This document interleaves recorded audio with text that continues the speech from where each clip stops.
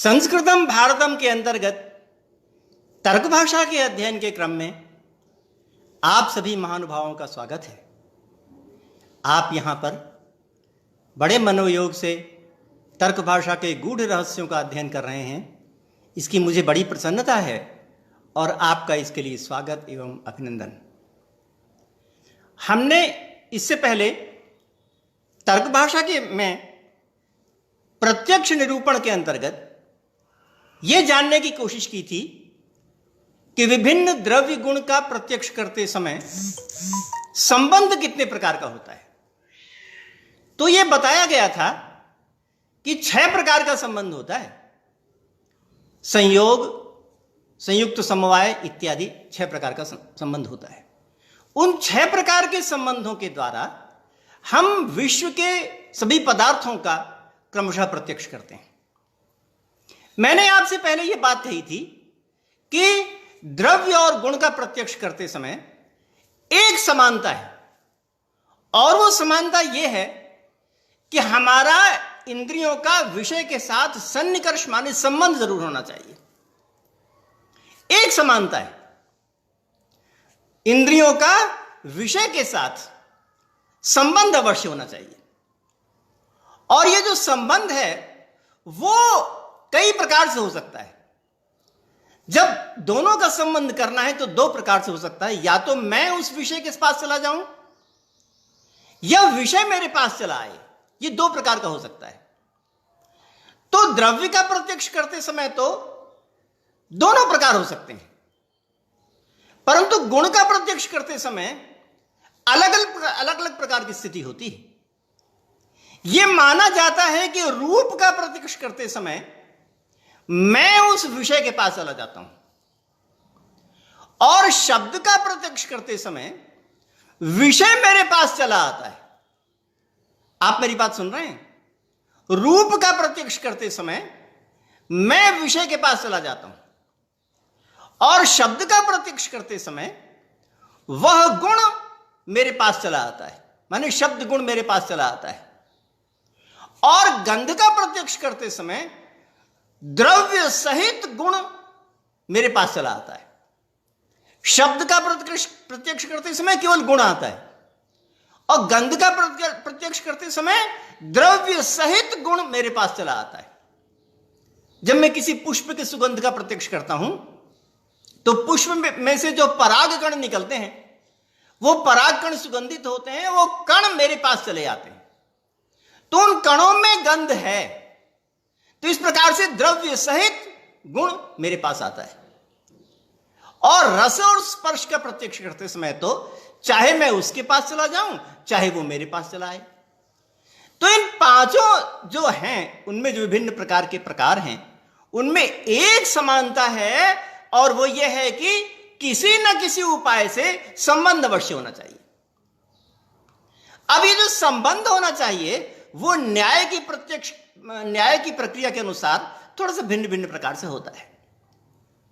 जैसा कि न्याय में माना है कि द्रव्य द्रव्य का संयोग होता है, अवयव अवयवी का समवाय होता है, द्रव्य गुण का समवाय होता है, द्रव्य द्रव्यत्व का समवाय होता है, गुण गुणत्व का समवाय होता है। इस प्रकार से इस प्रक्रिया के अनुसार संबंध बैठना चाहिए। यानी मैं क्रम से आपको फिर से कहूं, द्रव्य में द्रव्यत्व रहता है, द्रव्यत्व नाम का सामान्य रहता है, तो उन दोनों का परस्पर समवाय संबंध है।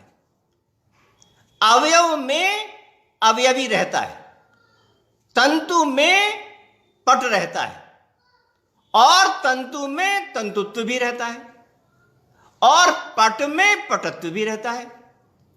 तो तंतु का तंतुत्व के साथ और पट का पटत्व के साथ समवाय संबंध है। और तंतु में रूप भी रहता है, रूप नामक गुण, तो तंतु और रूप का भी समवाय संबंध है। और पट में भी रूप रहता है, तो पट और रूप का भी समवाय संबंध है। तो पट, पटरूप, पटरूपत्व 3 चीजें क्रमशः रहती हैं। सबसे पहले पट, उसमें समवाय संबंध से पट रूप, उसमें समवाय संबंध से पट रूपत्व, ये क्रमशः स्थिति होती है। तो अब हमको जब ये स्थिति है, जब ये सेटअप है, जब ये फ्रेमवर्क बना हुआ है, तो इस फ्रेमवर्क में जो प्रत्यक्ष होगा वो भी इसके अनुरूप होगा। तो प्रत्यक्ष मान लीजिए हमको चाक्षुष प्रत्यक्ष करना है, तो उसमें से जो आंखों से किरणें निकली, वो जो द्रव्य है, तेज जो द्रव्य है, उसका सबसे पहले द्रव्य के साथ संपर्क होता है। नियम है, द्रव्य द्रव्य का परस्पर संयोग होता है, एक द्रव्य का दूसरे द्रव्य के साथ। अभी अभी नहीं कह रहा हूं, एक द्रव्य का दूसरे द्रव्य के साथ संयोग होता है, और एक द्रव्य का दूसरे, तो इस प्रकार एक द्रव्य का द्रव्य के साथ संयोग रूप से संबंध होकर के आपस में संबंधित होंगे।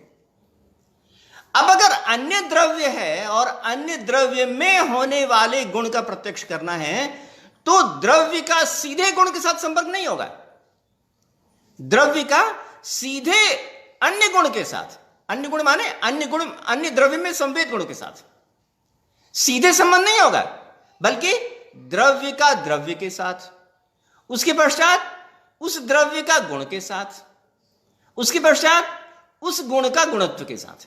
ये क्रम है। मैं फिर से कहूं, हमारी जो चक्षु इंद्रिय है वो तेज जो है उसका बाहर निकलता है, और तेज जो है वो भी द्रव्य है।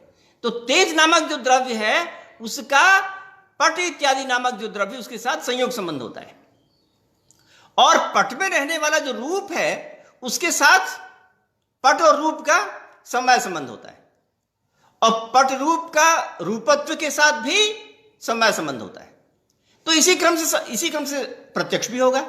यानी पहले द्रव्य द्रव्य का संयोग, कौन से द्रव्य द्रव्य का? आंखों के तेज का पट नामक द्रव्य के साथ।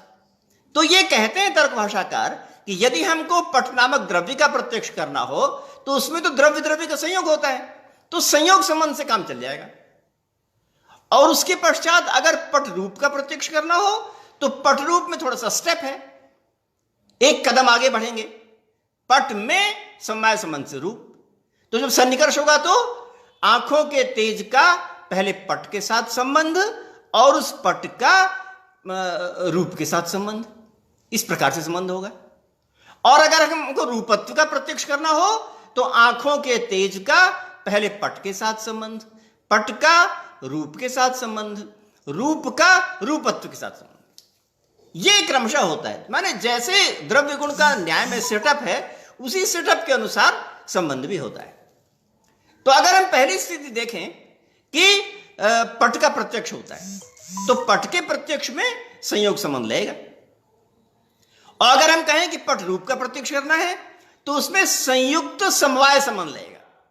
संयुक्त समवाय इसलिए क्योंकि आंखों का पट के साथ संयोग है और उसका रूप के साथ समवाय है, इसलिए संयुक्त समवाय लगेगा। और अगर हमको रूपत्व का प्रत्यक्ष करना हो तो आंखों का पट के साथ संयोग है और पट का रूप के साथ समवाय है तो संयुक्त समवाय हो गया।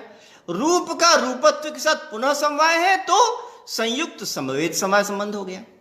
तो इस प्रकार से पट का प्रत्यक्ष करने में संयोग संबंध, पट रूप का प्रत्यक्ष करने में संयुक्त समवाय संबंध, पट रूपत्व का प्रत्यक्ष करने में संयुक्त समवेत समवाय संबंध होता है, ये यहां पर कहा गया है। तो ये बात यहां पर कही गई, उसको हम पढ़ देते हैं। कदा पुनः संयुक्त समवाय सन्निकर्ष, संयुक्त समवाय सन्निकर्ष कब होता है?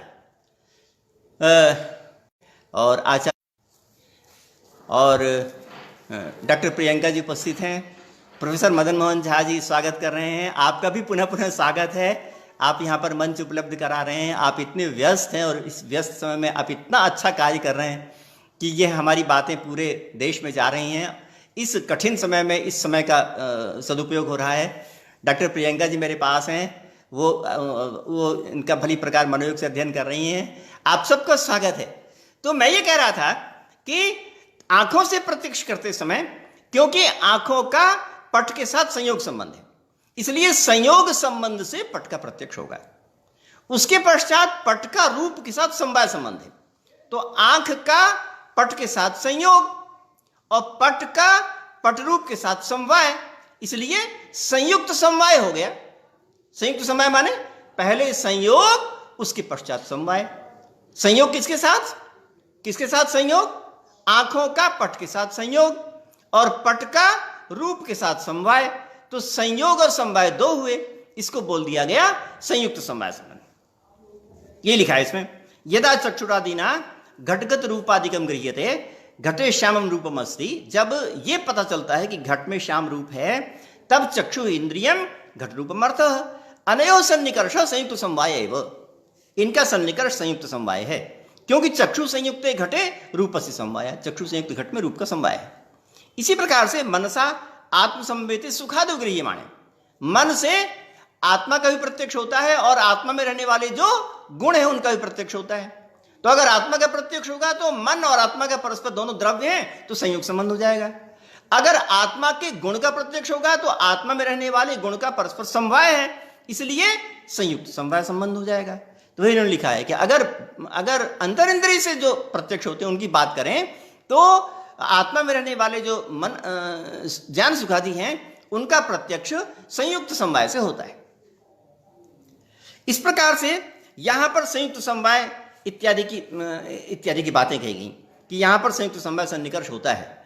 और आगे ये कहा कि जो जब रूपत्व का प्रत्यक्ष करना हो तो उसमें संयुक्त संवेद समवाय का प्रत्यक्ष होता है। तो इस प्रकार से लिखा भी है, अनयो सन्निकर्ष संयुक्त समवाय चक्षु संयुक्त घटे रूपम संवेदम तत्र रूपत्व समवाय। अब इसके पश्चात समवाय सन्निकर्ष कब होता है, इसके लिए यहां पर पुनः जो न्याय का सेटअप है उसके अनुसार कहा कि यदा श्रोत्रेन्द्रियण शब्दो गृह्यते तदा श्रोत्रमिंद्रियम शब्दो अर्थ अनयो सन्निकर्ष समवाय। कहते हैं शब्द का प्रत्यक्ष करते समय समवाय सन्निकर्ष होता है। शब्द का प्रत्यक्ष करते समय, तो शब्द का प्रत्यक्ष करते समय जो न्याय का सेटअप है, जो न्याय की अवधारणा है, उसके अनुसार यहां पर समवाय सन्निकर्ष का है। न्याय की जो अवधारणा है उसके अनुसार शब्द गुणकम आकाशम, अर्थात आकाश में शब्द नामक गुण निवास करता है। आकाश में समवाय संबंध से शब्द नामक गुण निवास करता है, यह न्याय के विद्वानों की अवधारणा है। वैसे अन्य विद्वानों की अवधारणा यह है कि पृथ्वी जल तेज वायु आकाश सब में शब्द रहता है, यह अन्य है। वेदांत में ऐसी बात कही गई है। वेदांत में कहा गया है कि पृथ्वी जल तेज वायु आकाश पांचों में शब्द रहता है, मगर न्याय की मान्यता है कि केवल आकाश में शब्द रहता है, अन्य किसी में नहीं। पृथ्वी जल तेज वायु इत्यादि में, चारों में नहीं, अपितु केवल आकाश में। तो दोनों ही प्रकार के जो विद्वान हैं वो अपने अलग अलग अनुमानों से अलग अलग निष्कर्ष निकालते हैं। वेदांत वालों का अनुमान है कि जो शब्द है वो पांचों में रहता है, पृथ्वी जल तेज वायु आकाश, इन पांचों में रहता है। और उनका अनुमान क्या है? अनुमान यह है कि जो बाह्येंद्रिय से जिन विशेष गुणों का प्रत्यक्ष होता है वो सब में वर्तमान होते हैं, बाह्येंद्रिय से। तो बाह्येंद्रिय कौन है यहां पर? श्रोत्र नामक बाह्येंद्रिय से शब्द का प्रत्यक्ष होता है, इसलिए शब्द सब में वर्तमान होता है। यह विस्तार से मैं नहीं कह रहा हूं, वेदांत की धारणा है ऐसी, उनका इस प्रकार का है। परंतु जो न्याय शास्त्र है, न्याय शास्त्र कहता है कि नहीं, पृथ्वी जल तेज वायु में नहीं, अपितु केवल आकाश में ही। ऐसा इसलिए है कि क्योंकि पृथ्वी जल तेज वायु के जो गुण हैं वो कारण गुण पूर्वक होते हैं। कारण गुण पूर्वक का मतलब अपने कारणों से चलकर गुण कार्य में आते हैं, अपने कारणों से चलकर गुण कार्य में आते हैं। जैसे कि जो पट का रूप है वो अपने कारण कौन जो तंतु है उससे पट में रूप आया है। अगर तंतु में सफेदी होगी तो पट में सफेदी होगी, अगर तंतु पीला है तो पट में पीला होगा। और तंतु का जो रूप है वो उसका जो कारण है, जो रेशे इत्यादि, वो जिस प्रकार के उससे तंतु में आया। तो तंतु के रेशे पीले हैं इसलिए तंतु पीला हो गया, तंतु पीला है इसलिए पट पीला हो गया। तो सभी में जो पीला नामक गुण आ रहा है वो अपने कारणों से आ रहा है। तंतु के रेशे से तंतु में गया, तंतु से पट में गया। तो इस प्रकार से जितने भी गुण होते हैं वो सब कारण गुण पूर्वक होते हैं। मेरी बात आप समझ गए? कारण गुण पूर्वक का मतलब अपने कारणों में रहने वाले जो गुण हैं उससे वे कार्य में आते हैं। तो पृथ्वी जल तेज वायु के गुण इस प्रकार से हैं। परंतु ये कहते हैं कि जो शब्द नाम का गुण है वो अकारण गुण पूर्वक है। अकारण गुण पूर्वक का मतलब ये कि जब हम सितार बजाते हैं और सितार बजा के जो उसका तंत्री होती है उसको झंकृत करते हैं, तो झंकृत करने की दशा में वह ऐसा नहीं होता कि तंत्री के जो अवयव है उसमें पहले वह शब्द उत्पन्न हुआ हो, नहीं, तंत्री में ही शब्द उत्पन्न होता है और वह सब प्रकट हो जाता है। तंत्री के कारणों में रहकर फिर तंत्री में उत्पन्न हुआ ऐसा नहीं, अभी तो सीधे तंत्री में उत्पन्न हो जाता है। तो इस प्रकार से वह अकारण गुण पूर्वक है। इसलिए वह केवल वह पृथ्वी जल तेज वायु में नहीं रहता है, क्योंकि पृथ्वी जल तेज वायु के गुण कारण गुण पूर्वक होते हैं और ये अकारण गुण पूर्वक होता है। इसलिए यह केवल शब्द में रहता है और इन सब में नहीं रहता। ऐसा कहना है न्याय वालों का। अब देखिए ना, एक ही अलग अलग प्रकार के अनुमान से अलग अलग प्रकार के निष्कर्ष निकल सकते हैं, है ना? विचित्र है ना? कहते हैं कि अनुमान से बहुत सी बातें स्पष्ट और अवितथ रूप से मालूम पड़ती हैं, मगर अलग अलग विद्वान, अलग अलग दर्शन शास्त्रकार विभिन्न प्रकार के अनुमान करके विभिन्न प्रकार के निष्कर्ष निकाल लेते हैं। वेदांतों का अपना अनुमान है, उससे उन्होंने निष्कर्ष निकाला कि पांचों में रहते हैं। न्याय का अपना अनुमान है, इससे उन्होंने निष्कर्ष निकाला कि एक में रहता है, केवल आकाश में रहता है। इसकी चर्चा मैं विस्तार से नहीं करूंगा। यहां पर केवल हमको इतना कहना है कि न्याय के अनुसार आकाश में शब्द रहता है और वो हमारे पास पहुंचता है, और जो श्रोत्र इंद्रिय है ना, और वो श्रोत्र इंद्रिय भी वो आकाश स्वरूप है। वो आकाश से बनी नहीं है, वो आकाश स्वरूप है। यानी अन्य जो इंद्रियां हैं वो तत्त पृथ्वी पदार्थों से निर्मित होती हैं। जैसे मैं कहूं कि जो आंखें हैं वो न्याय की अवधारणा है कि तेज से निर्मित होती है, जो रसना है वो रस से निर्मित होती है, मगर जो श्रोत्र इंद्रिय है वो आकाश से निर्मित होती है नहीं, आकाश ही है। ऐसा क्यों कहते हैं न्याय के विद्वान? इसलिए कहते हैं कि आकाश तो नित्य है। आकाश नित्य होने के कारण से उससे कोई वस्तु बन नहीं सकती। नित्य का मतलब यह होता है, नित्य का मतलब यह होता है कि जो जिस प्रकार से है वैसा ही रहे, उसमें कोई भी बदलाव, कोई भी परिवर्तन ना आने पावे, तब होता है वो नित्य। तो यहां पर आकाश क्योंकि नित्य है, इसलिए आकाश से कोई वस्तु नहीं बनती, आकाश से कोई वस्तु नहीं बनती। तो जब आकाश से कोई वस्तु नहीं बनती तो हम ये नहीं कह सकते यहां पर कि आकाश से श्रोत्र बना है, ऐसा नहीं कह सकते। चक्षु इत्यादि के संबंध में तो कह सकते हैं, तेज से चक्षु निर्मित हुई है, रस से रसना निर्मित हुई है, परंतु आकाश से नहीं, शब्द आकाश से श्रोत्रेंद्र निर्मित हुई हो शब्द, ऐसा नहीं। तो इसलिए आकाश स्वरूप ही है, जो श्रोत्रेंद्रिय है वो भी आकाश स्वरूप ही है, और जो बाहरी दुनिया में शब्द रहता है वो भी आकाश में रहता है। तो इस प्रकार से आकाश, श्रोत्रेंद्रिय क्या हो गई? आकाश ही। अब आकाश का आकाश में रहने वाले गुण से संबंध होना है। अब इसमें कितने संबंध हैं? केवल एक। आकाश का शब्द के साथ केवल एक संबंध है, कौन सा? समवाय ही। इसलिए शब्द के प्रत्यक्ष करने में केवल समवाय संबंध ही माना जाता है, बाकी कोई संबंध नहीं माना जाता। मैं अपनी बात को फिर से स्पष्ट करूं, यहां पर जो श्रोत्र इंद्रिय है वो आकाश स्वरूप है। कर्ण शष्कुल्य अवच्छिन्नम नभः श्रोत्रम, कर्ण शष्कुली से अवच्छिन्न जो आकाश है उसको ही श्रोत्र कहते हैं। तो यहां पर ये नहीं लिखा है कि नभ से उत्पन्न होता, बल्कि नभः ही, आकाश ही श्रोत्र है। तो आकाश हो गया श्रोत्र, और उसका संबंध है, समवाय संबंध है शब्द के साथ। तो आकाश का शब्द के साथ मात्र समवाय संबंध है, इसलिए बाकी कोई संबंध हम यहां पर स्वीकार नहीं कर सकते। यही बात इसमें कही गई। यदा श्रोत्रेंद्रिय शब्दों क्रियते तथा श्रोत्रम इंद्रियम शब्दों अर्थ। जब श्रोत्रेंद्रिय से शब्द कहते हैं तो श्रोत्र इंद्रिय है और शब्द अर्थ है, इनका सन्निकर्ष समवाय ही होता है। कर्ण शष्कुल्यवच्छिन्नम नभः श्रोत्रम, कर्ण शष्कुली से अवच्छिन्न जो आकाश और श्रोत्र कहते हैं। श्रोत्रस्य आकाशात्मकत्वात् शब्दस्य च आकाश गुणत्वात्, श्रोत्र आकाशात्मक है और शब्द आकाश का गुण है। और गुण गुणिनोश्च समवायात्, गुण और गुणी का समवाय संबंध ही होता है। तो आकाश रूप हो गया श्रोत्र और शब्द के साथ संबंध हो गया समवाय। तो आकाश और शब्द में एक संबंध रहा और वो होता है समवाय संबंध।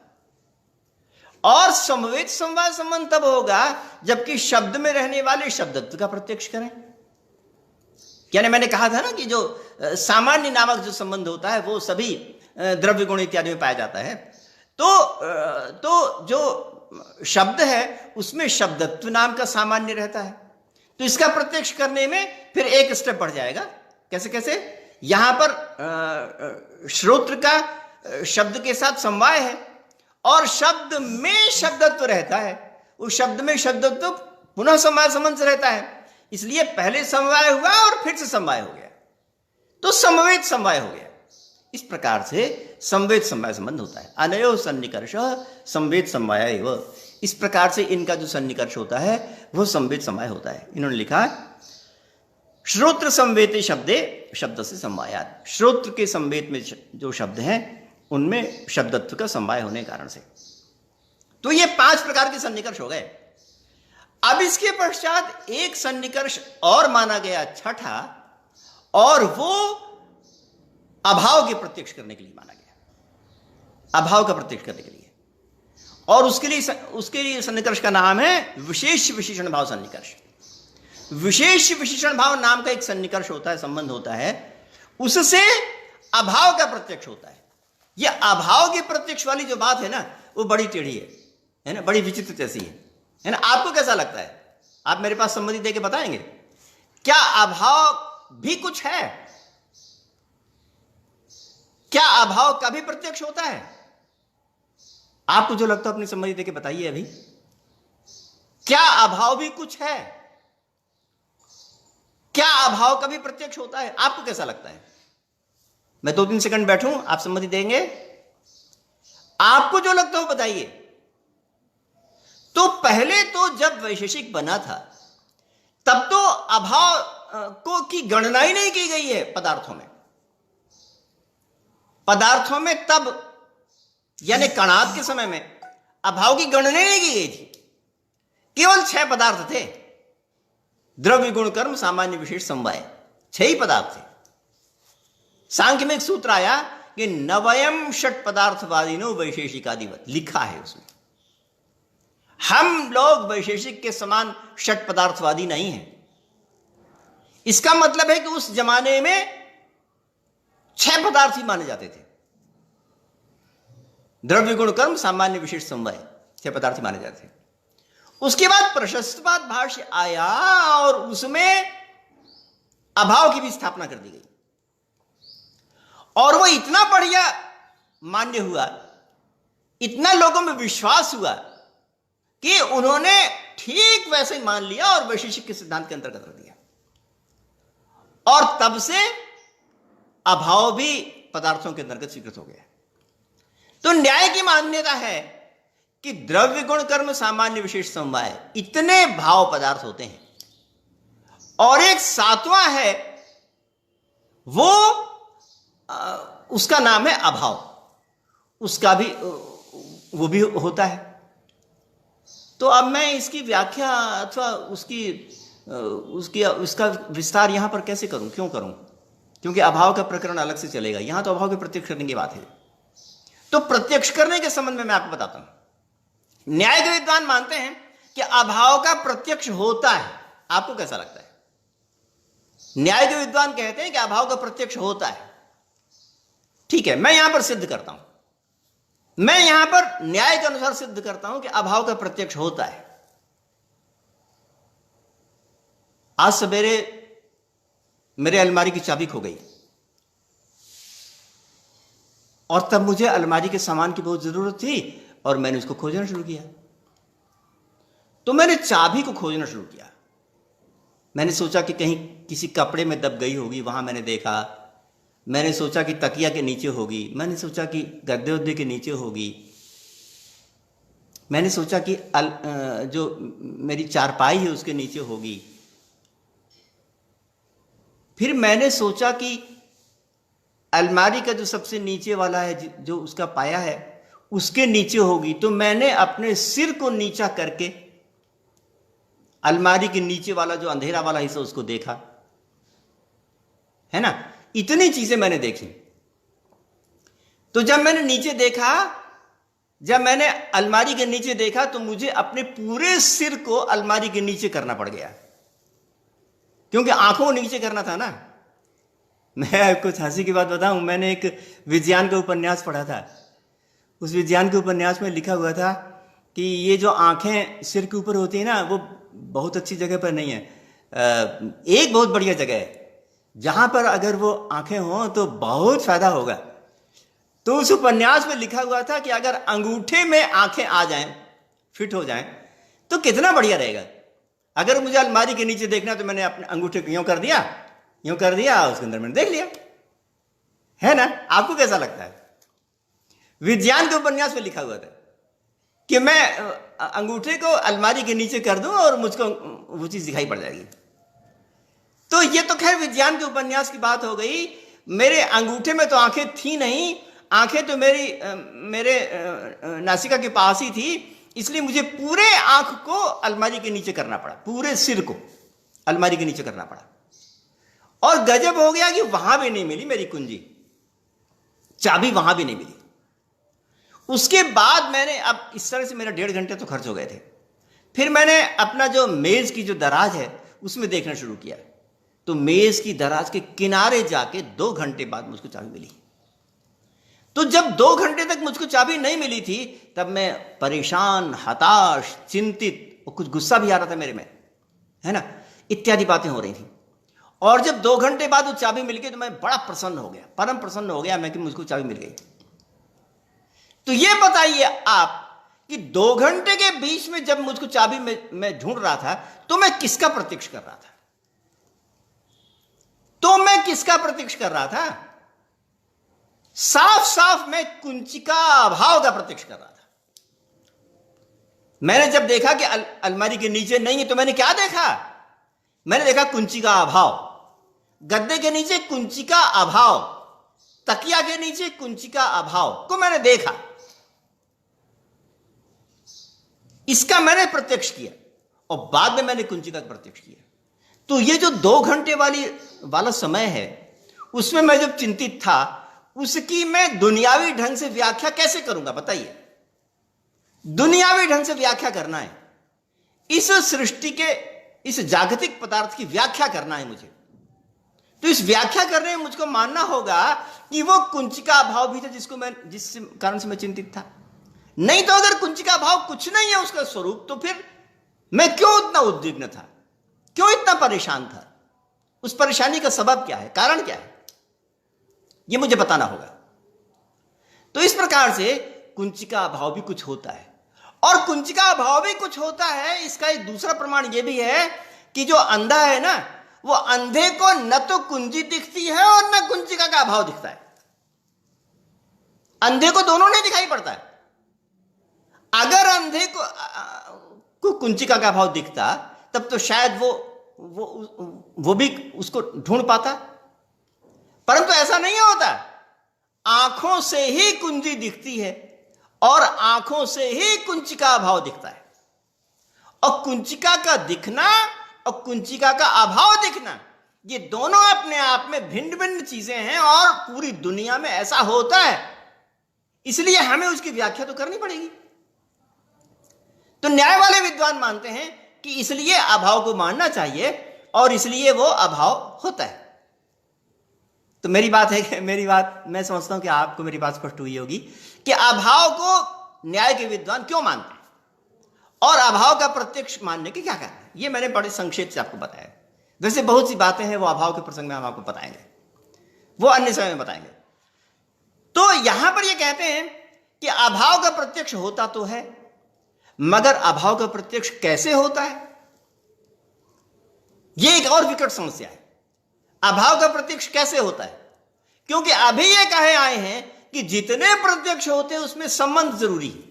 अभी कहे आए हैं कहा है ना तर्क भाषाकार। तर्क भाषाकार कहते हैं कि जितने भी प्रत्यक्ष होते हैं उनमें संबंध जरूरी है। किसी में संयोग है, किसी में संयुक्त संवेद समवाय है, किसी में समवाय, कुछ भी है, संबंध जरूरी है।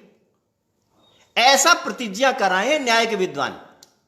परंतु अब न्याय के विद्वान बताएं कि अभाव के साथ प्रत्यक्ष करने में कौन सा संबंध लग सकता है, क्योंकि कोई संबंध लग ही नहीं सकता। क्योंकि मान लीजिए कहें कि भूतल में घट का अभाव है, भूतले घटा भाव यह है, तो भूतल तो अभाव है नहीं, भूतल तो भाव है और घटा भाव अभाव है। और यह माना है विद्वानों ने कि संबंध जो होता है दो में रहता है। यह भी कहा है कि संयोग संबंध दो में रहता है और संवाद संबंध दो में रहता है। तो जो यहां पर अभाव और भूतल, घटा भाव और भूतल का जो संबंध है वो दोनों में रहना चाहिए। कौन से दोनों में? भूतल में भी रहना चाहिए और अभाव में भी और घटा भाव में भी रहना चाहिए। क्योंकि न्याय की मान्यता है संबंध दो में जरूर रहना चाहिए। तो संबंध दो में कौन? यहां पर भूतल भी और घटा भाव भी। भूतल में और घटा भाव में, इन दोनों में जब संबंध रहेगा तभी घटा भाव का प्रत्यक्ष हो पाएगा। तो संबंध दोनों में कैसे रह सकता है? भूतल में संबंध रह सकता है तो ये तो ठीक है, मगर अभाव में कोई संबंध रह ही नहीं सकता। न्याय वाले इतना तो मानते हैं। न्याय वाले कहते हैं कि अभाव नाम का पदार्थ तो है, मगर अभाव नामक पदार्थ में न तो रूप रहता है, न रस रहता है, न गंध रहता है, न स्पर्श रहता है, न संख्या रहती है, न परिमाण रहता है, कोई भी गुण नहीं रहता। कोई भी गुण नहीं रहता। किसमें? अभाव में। तो जब अभाव में कोई भी गुण नहीं रहता तो संयोग संबंध कहां से रह लेगा? संयोग भी तो गुण होता है ना, संयोग भी तो गुण रहता है, संयोग संबंध कहां से रह लेगा? तो इस प्रकार से घटा भाव में कोई संबंध रहता ही नहीं, रह ही नहीं सकता घटा भाव में कोई भी संबंध। जब घटा भाव में कोई संबंध नहीं रह सकता तो किस संबंध से प्रत्यक्ष करेंगे घटा भाव का? यह महान प्रश्न न्याय के संबंध में उत्पन्न होता है। यह प्रश्न उत्पन्न होता है कि घटा भाव का प्रत्यक्ष कैसे हो। मेरी बात आपने समझ ली?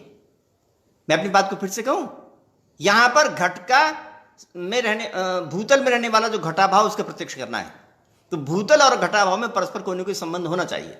और संबंध भूतल में तो रह सकता है परंतु घटा भाव में कभी संबंध रह ही नहीं सकता, क्योंकि अभाव में रूप प्रसादी कोई संबंध रहते, रूप प्रसादी कोई गुण रहते नहीं, इसलिए यहां पर कोई संबंध नहीं रह सकता। तो फिर क्या करें? इस महान प्रश्न की उपस्थिति में तर्क भाषाकार ये कहते हैं कि विशेषण विशेष भाव संबंध रहता है। तर्क भाषाकार कहते हैं कि विशेषण विशेष भाव संबंध रहता है। कैसे? हम कहते हैं कि यह भूतले घटा भाव, अथवा यह भी बोलते हैं घटा भाववत भूतलम। तो यहां पर भूतल में घटा भाव विशेषण है और घटा भाववत भूतलम में भूतल विशेष्य है। मतलब कभी तो हम घटा भाव को विशेषण बनाते हैं, कभी भूतल को विशेषण बनाते हैं, कभी घटा भाव को विशेष्य बनाते हैं, कभी भूतल को विशेष्य बनाते हैं। दोनों में से कोई या तो विशेष्य अथवा विशेषण हो सकते हैं। या तो घटा भाव विशेषण हो सकता है, भूतल विशेष्य हो सकता है, या भूतल विशेषण हो सकता है, घटा भाव विशेष्य हो सकता है। तो विशेषण विशेष भाव संबंध बनाते हैं। इस विशेषण विशेष भाव संबंध से एक दूसरे जुड़े हुए हैं, ऐसा लोग कहते हैं। अब ये विशेषण विशेष भाव संबंध क्या है? आप पक्का समझ लीजिए कि जो विशेषण विशेष भाव संबंध है ना, वो वृत्तिता नियामक संबंध नहीं है ना। न्याय के विद्वान कहते हैं एक वृत्तिता नियामक संबंध होता है और दूसरे वृत्तिता नियामक संबंध नहीं होते। वृत्तिता नियामक माने कोई वस्तु कहां पर रहती है इसको नियमित करने वाला संबंध। तो जो संयोग संबंध है ना वो वृत्तिता नियामक है। क्यों? क्योंकि जब मैंने कहा कि घट भूतल में है तो उस भूतल में ही रहेगा, उसके आगे पीछे नहीं रह सकता। तो वृत्तिता को उसने नियमित कर दिया। मगर जितने संबंध है ना बाकी विशेषण विशेष भाव इत्यादि, वो वृत्तिता नियामक संबंध नहीं होते, फिर भी संबंध मानते हैं, है ना।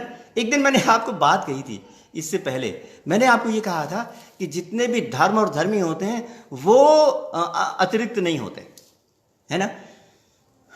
दाहक में दाहकता, जनक में जनकता, जन्य में जन्यता, कार्य में कार्यता, कारण में कारणता इत्यादि इत्यादि कुछ भी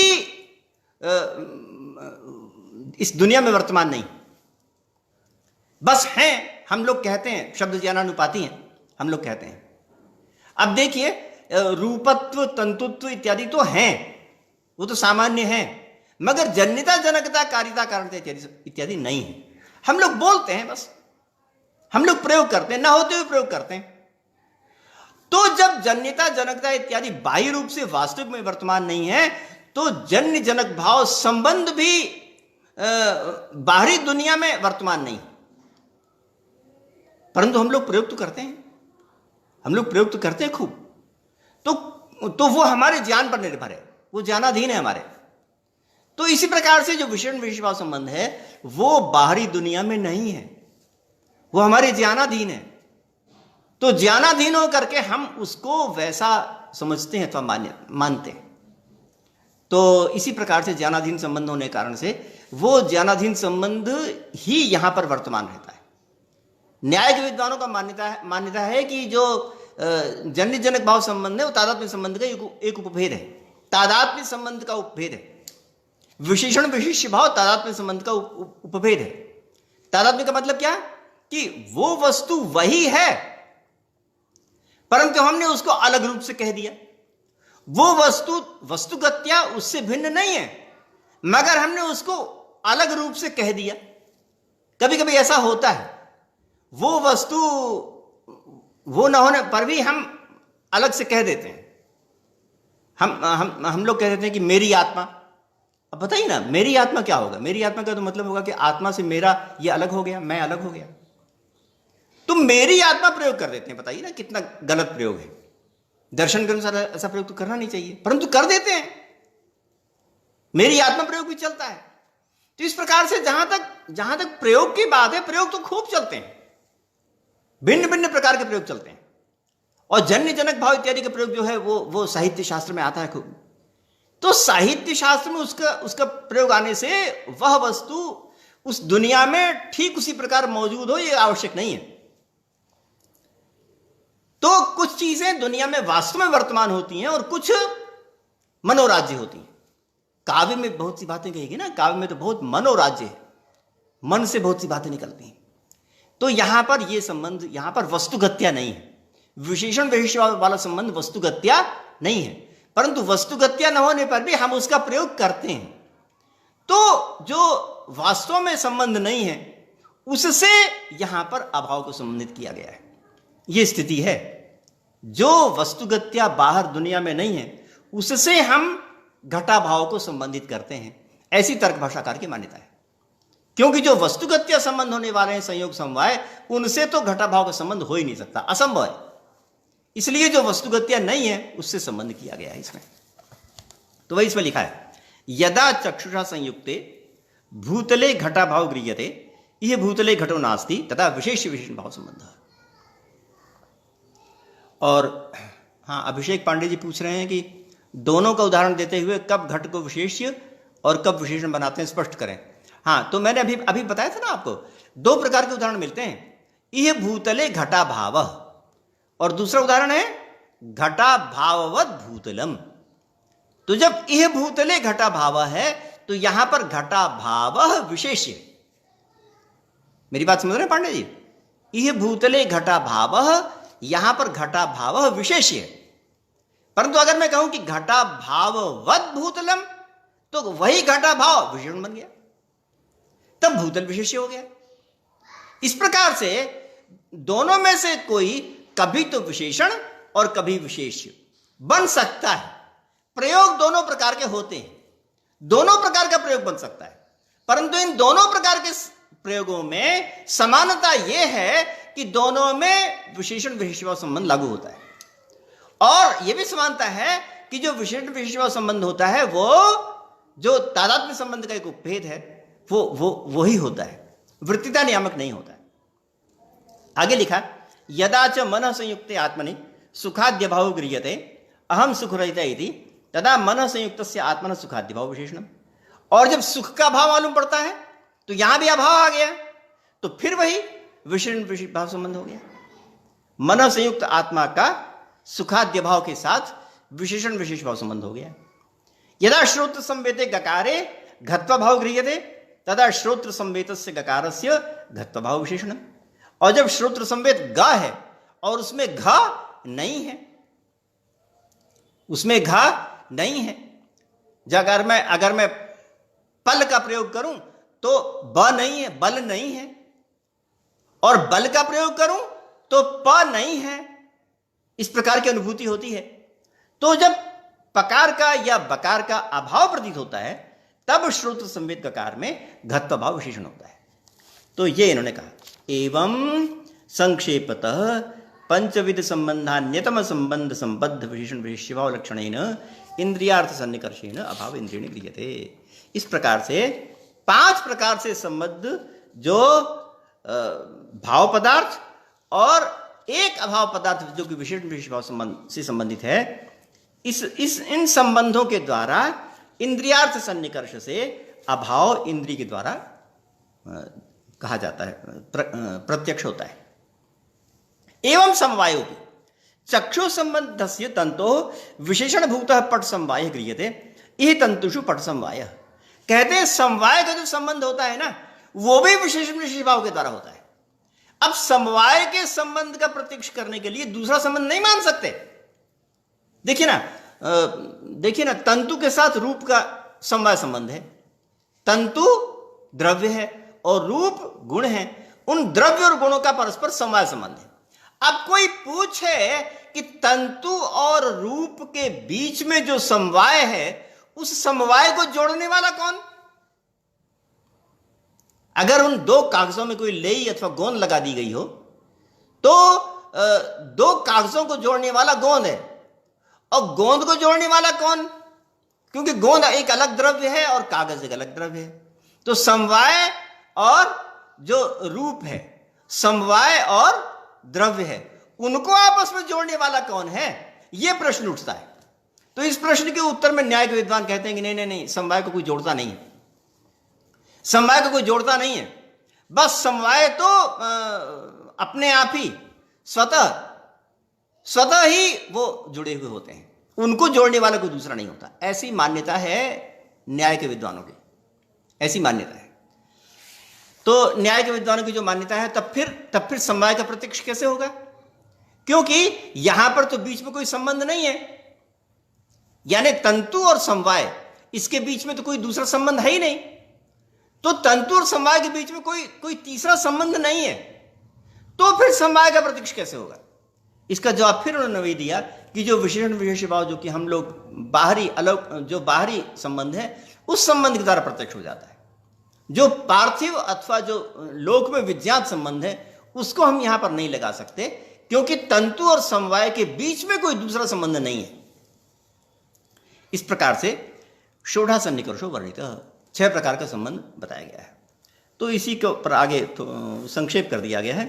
अक्षजा प्रमितिर्द्वेधा सविकल्पा विकल्पिका। आंखों से उत्पन्न होने वाली जो प्रमिति माने यथार्थ अनुभव है, वो सविकल्पक और अविकल्पक होता है। यथार्थ अनुभव 2 प्रकार का होता है, सविकल्पक यथार्थ अनुभव और निर्विकल्पक यथार्थ अनुभव। और करणम त्रिविधम तस्या, और उसके करण 3 प्रकार के होते हैं। करण का मतलब कारण भी ले लिया है, तो असमवायी कारण, समवायी कारण और निमित्त कारण। तस्याह सन्निकर्षश्च षड्विध, और उस जो प्रमिति अर्थात ज्ञान है, उसका जो सन्निकर्ष होता है वो 6 प्रकार का होता है। वो संयोग, समवाय इत्यादि बता दिया गया है। तो इस संबंध से क्या प्रत्यक्ष होता है? तो क्रम से इन्होंने कहा, घट तन नील नीलत्व शब्द शब्दत्व जातय, अर्थात इनसे क्रमशः प्रत्यक्ष होता है। घट का प्रत्यक्ष किससे होगा? संयोग से। तन नील का संयुक्त समवाय से, नीलत्व का संयुक्त संवेद समवाय से, शब्द का समवाय से, शब्दत्व का संवेद समवाय से, अभाव समवाय उच्च, और अभाव और समवाय ये विशेषण विशेष भाव से। इस प्रकार से 6 प्रकार के संबंधों के द्वारा इन सबका बोध होता है, ऐसा इन्होंने बताया। तो यह हमारी प्रत्यक्ष की प्रक्रिया पर हम लोग काफ़ी आगे बढ़ गए हैं। और उसके पश्चात आगे एक दूसरी बात पूछनी है, इन्होंने पूछा है निर्विकल्पक और सविकल्पक के संबंध में। तो उसके विषय में हमको कुछ ज़्यादा बातें बतानी है आपको, इसलिए हम अभी इसको यहीं विराम देते हैं, और इसके पश्चात अगले दिन इसको पूरे विस्तार से हम निर्विकल्पक और सविकल्पक की बातों को न्याय और नास्तिक दर्शनों के अनुसार अथवा पाश्चात्य दर्शनों के अनुसार उन सब बातों को आपके समक्ष प्रस्तुत करेंगे। तो आप मेरे समक्ष बड़े ही मनोयोग के साथ तुलनात्मक रीति से और व्याख्यात्मक रीति से और गवेषणात्मक रीति से तर्क भाषा का अध्ययन कर रहे हैं। इसलिए आप सब लोगों को बहुत बहुत धन्यवाद। पुनः आपको हम इसलिए आपको बहुत धन्यवाद और स्वागत करते हैं। धन्यवाद।